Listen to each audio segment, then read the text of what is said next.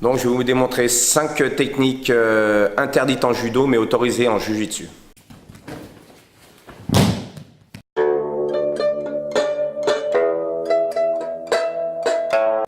Bonjour, je me présente, je m'appelle Jean-Claude Rieux et je suis 6e dan. J'enseigne depuis plus de 30 ans et je me suis investi dans le jujitsu depuis les années 90.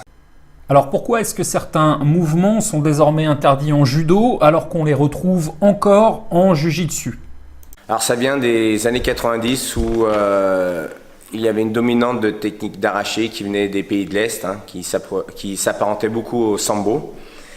Et on y voyait quasiment que des techniques d'arraché. Donc on utilisait les arrachés avec les bras et on négligeait un petit peu les techniques pures de judo comme les seoi, les ashiwaza ainsi que les koshiwaza.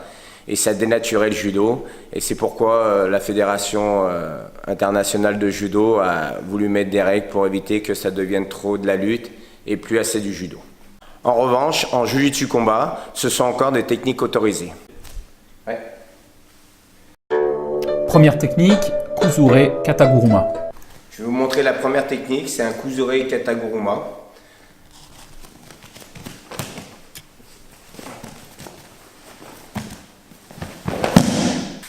Donc sur un kumikata, faire lâcher mon partenaire, je vais venir envelopper son bras, engager ma tête sous son aisselle, enfourcher la cuisse et à l'aide de mes jambes, je vais prendre appui et renverser.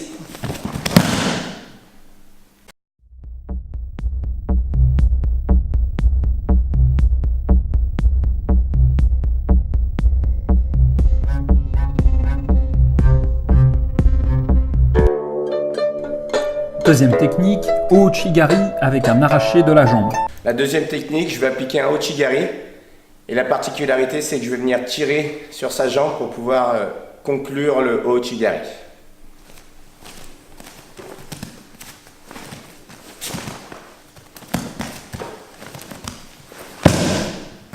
Donc là, on est en garde emboîtée. Je vais faire lâcher mon partenaire comme ceci pour venir en garde conjointe ici. À ce moment-là, je vais venir engager Ouchigari, mais mon partenaire va résister. Ici, voilà. Donc là, je vais lâcher la manche et je vais venir saisir le tissu, comme ceci, pour le soulever et appliquer au Ouchigari.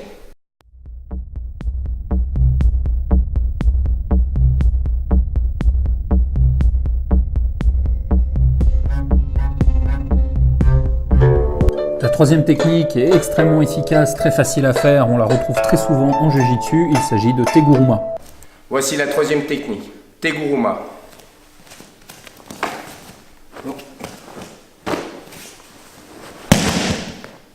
Donc là, on est en garde comme ceci. Soit j'arrive à décrocher comme ceci, soit en jujitsu combat, c'est autorisé, venir faire lâcher comme ceci.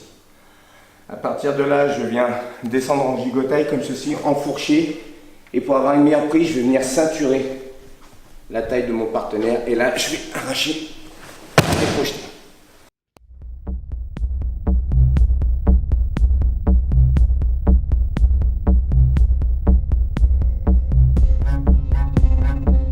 La quatrième technique se retrouve très souvent en jujitsu combat, à la volée, après un enchaînement de plusieurs coups de poing. Vous allez saisir la jambe de votre adversaire et y appliquer Kouchi Makikomi. Donc la quatrième technique, Kouchi Makikomi.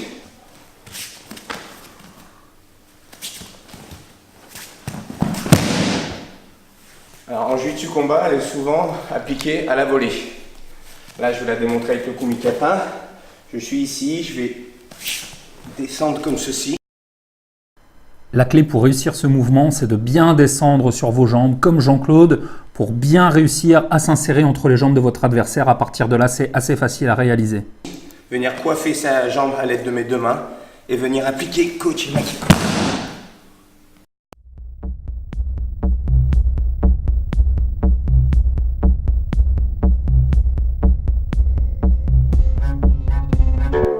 Voici une variante de Morotegari avec laquelle il est très facile de déstabiliser même les plus grands gabarits. Et pour finir, je vais vous démontrer une variante de Morotegari.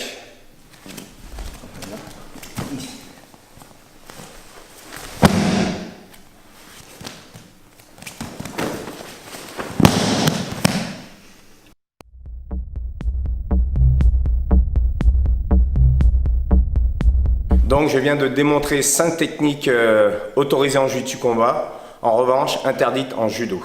Si vous avez aimé cette vidéo, merci de la liker et de la partager. Je vous invite à aller sur dojouenligne.com. Vous y trouverez une vidéo gratuite sur le judo, jiu-jitsu et self-défense. Dites-moi en commentaire la technique que vous avez préférée et laquelle vous aimeriez essayer dans votre dojo. Merci et à bientôt.